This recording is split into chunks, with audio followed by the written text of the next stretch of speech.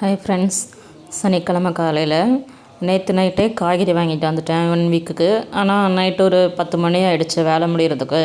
எனக்கு இருக்கிறதுலே ஒரு டீட்டிங்கான வேலை அந்த காய் எடுத்து வைக்கிறது தான். கருவேப்பிலை உருகி எல்லாம் ரெடி பண்ணணுமே. சரி காலையில் பண்ணிக்கலான்னு அப்படியே வச்சுட்டு தூங்கிட்டோம். இப்போ காலையில் எழுந்திரிச்சு எல்லாத்தையும் பிரித்து அந்தந்த பேக்கில் போட்டு வச்சாச்சு.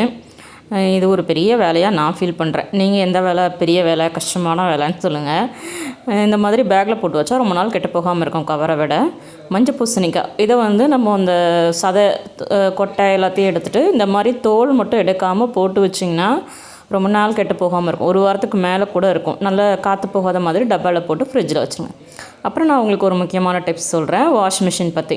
நிறைய பேருக்கு வீட்டில் இப்போ இருக்கிற ப்ராப்ளம் வாஷிங் மிஷின் ரொம்ப ஆடி அது நகர்ந்து பைப்லாம் வெளியில் வந்துடுதுன்னு சொல்லுவாங்க.